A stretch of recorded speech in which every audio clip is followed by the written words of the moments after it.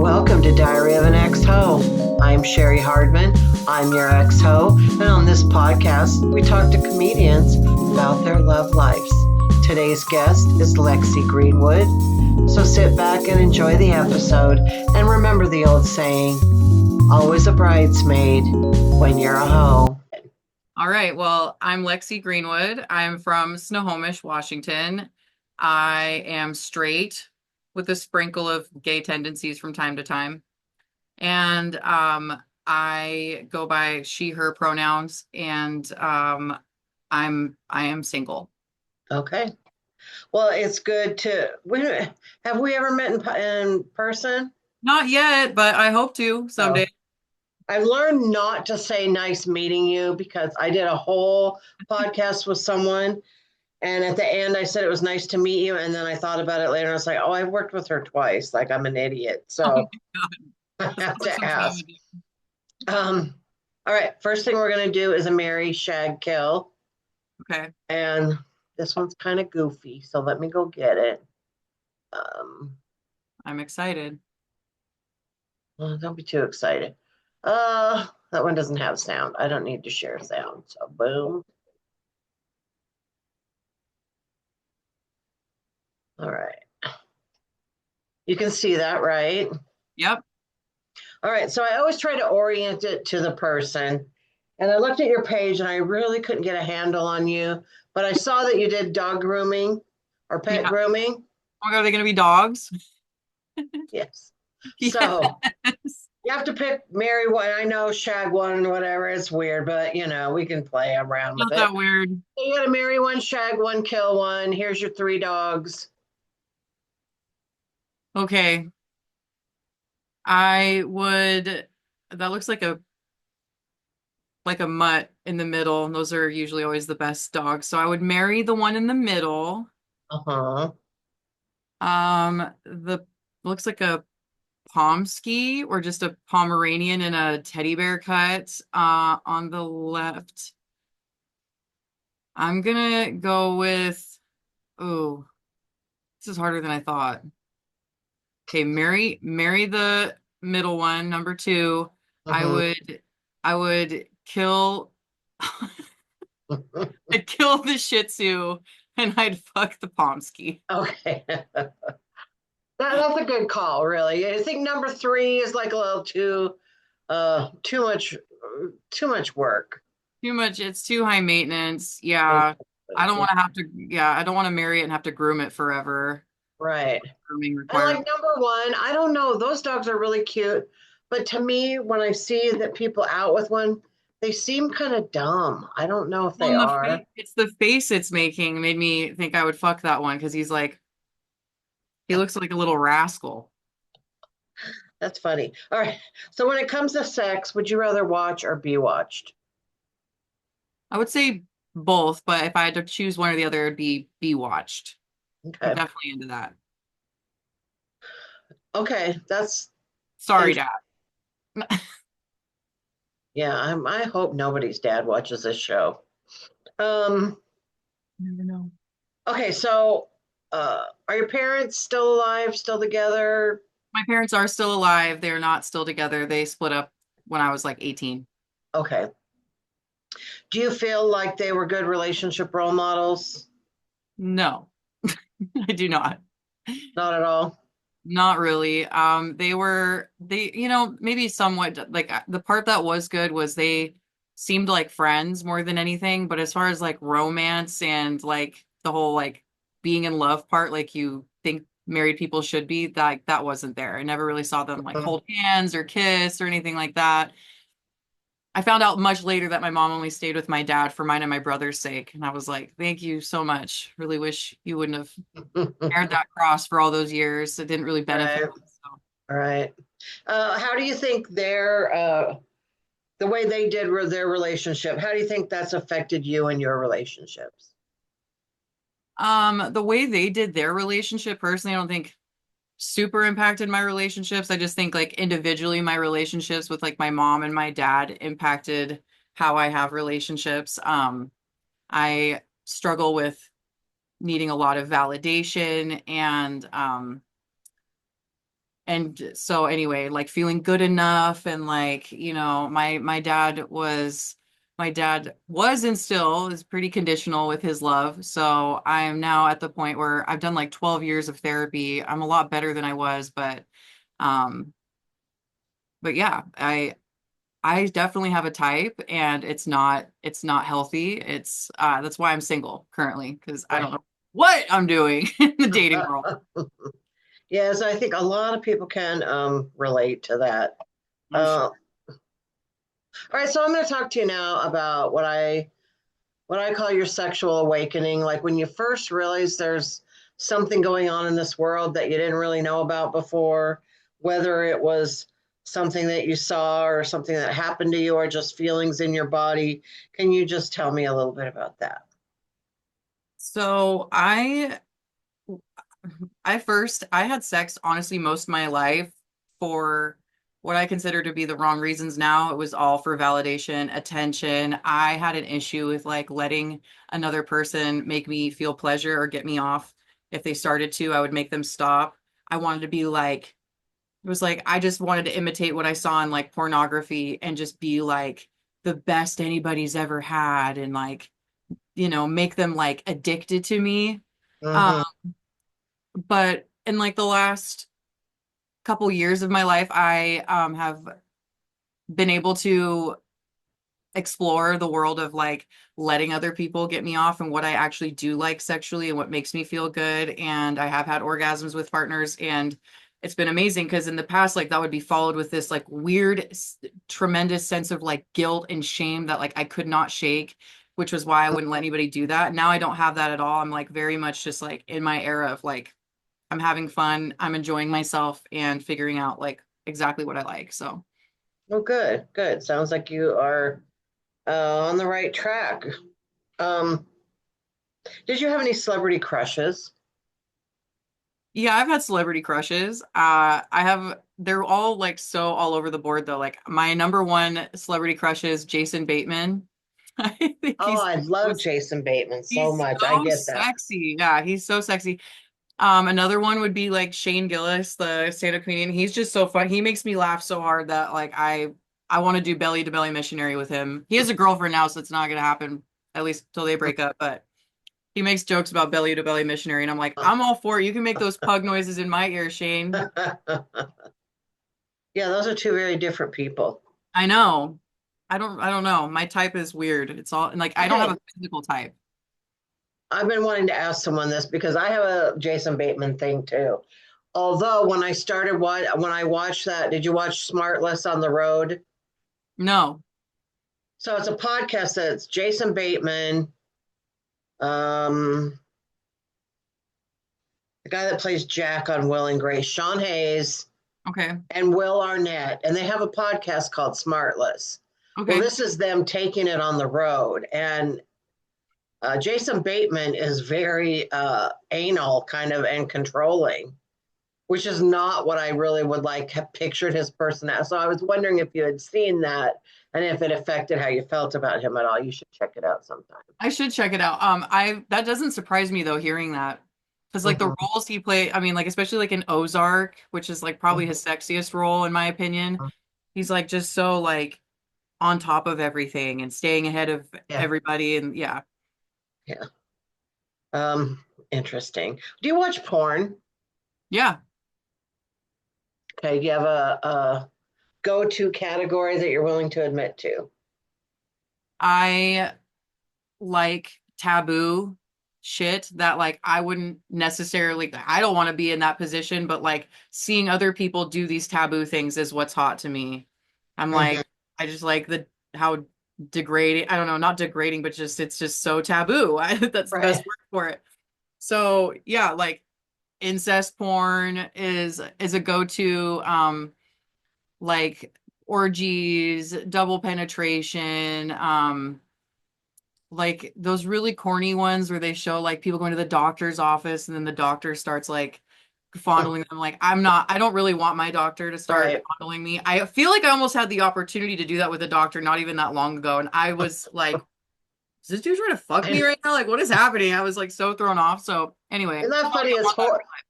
Some of those say they're horrifying in person, but in porn, Yeah. it's different. Yeah. Funny. Um, I kind of skipped over a question I wanted to ask. Uh, you said your type's kind of all over the place. Do you have a type? Like if you are out, is there a certain type that catches your eye, like a physical type at Yeah, all? I like, douchey meatheads, I guess, as one of my types. Confidence, cockiness definitely gets me.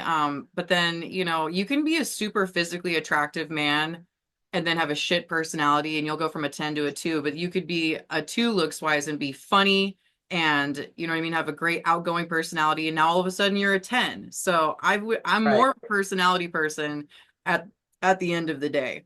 right. Yeah.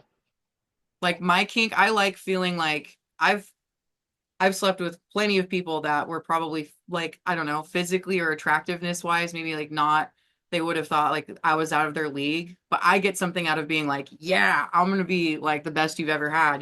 Like when your life flashes before your eyes one of these days, like, days to come, you're gonna remember me. Right. Did you have you ever watched Sex in the City? I did not. Never seemed to appeal to me. It's my favorite. But there's a scene where there's a uh, one of the characters, Charlotte, meets a guy that she really is attracted to, but Mhm. he's not physically attractive, and she's trying to figure out like why she had sex with him and it was so hot. And her gay friend says, "Oh, ugly sex is hot," you know. Okay, maybe I should watch it because yeah, relatable. um, what's your definition of amazing sex? My definition of amazing sex would be sex with someone that I feel number one, just like comfortable with. And like, I don't necessarily, I've had amazing sex with someone I just met. I've had amazing sex with someone I've been with for a while. I think it just really comes down to like comfortability. My biggest issue is I get in my head way too much. And that's usually like my issue with like coming is I can't like get out of my head. So if I have someone who's good at reading me and can help me like through that and doesn't make me feel bad about it. I also feel like our society is so twisted when it comes to like how we have sex. We like go at it like we just like we're trying to come like instantly like that's Right. all it's about and it's like that's like just part of it. Like I can have sex and not get off and still think it was amazing sex. Like I believe in like that kundalini energy or whatever. Like I don't have to release it for it to have been a good intimate fun experience, like, but the connection is what makes it amazing. Mm-hmm. Yeah. I am going. I have someone here that needs attention, so let's just move her over here so she doesn't have another moment like she just did. Is it a dog? Yeah, Nice. Is gonna miss that. he or she My pretty hot? I'm just yeah, kidding. yeah, she's very sexy. Would I want to fuck one of them? She's got big dick energy though. Oh, nice. Tell her Yeah, to call me. yeah. Well, that's Betty. Mm. She's sweet. Baby. Say hi, Betty. Betty doesn't has she has resting bitch face. Okay, so um, where was it? Oh, let's go to the wheel of dirty questions. Okay, let's do it.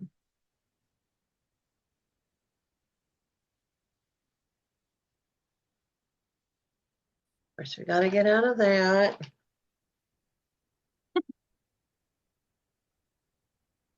All right, we're just gonna do one. So, All right, let's get a good one. sex in a car, yes or no? Yes, I All did right, why that. not? I did that really not that long ago. Well, What kind last of? time I was in Hawaii. Hmm? The last time I was in Hawaii, I met a really hot local there, and we had sex. Oh, It was what very. kind It of car? was like a truck. It's like his work truck. So it's good and dirty. Yeah, it was. Just like I like it. How's your body image? Uh, it it's getting better. I'm in recovery. I'm sober, so it's like all inclusive for me. You can't, in my opinion, you can't just stop doing drugs and drinking and expect to be all better. There's so many things that go Hmm. into becoming an addict or an alcoholic. So anyway, a lot of that had to do with just the way I talk about myself, feel about myself in general. So I'm really on this like of changing my mindset and my perspective. I started going to the gym again recently, which has been really awesome for my mental health, but um I was always just like so physically fit and like very skinny my whole life. So now that I've had two kids, I have a little bit more curvature to my body, but like I'm learning to love and appreciate it just the way it is. Um, because yeah, again, society, we're just so broken as a society in the way we think about ourselves and things in general. So I feel pretty good about myself. All right, good. What's the best compliment you've ever gotten on your naked body? What's the best compliment I've gotten on my naked body? Well, like I don't know, the first thing that comes to mind, it wasn't my naked body. I was hiking and this like random group of guys like were hiking as well and they saw me and this one said to me, he goes, "You're built like a ripped shit horse." And I'd never heard that before, but it's never left my brain. Like I was like it's my favorite Yeah, compliment to date. Ripped right. shit horse. Okay. I I'll don't take even it. know what that means, but I don't that's even I great. don't Yeah. either, but yeah, I'm built like a ripped shit horse apparently. So Oh, that might be the title of this episode. Okay. Do you have any sexual regrets?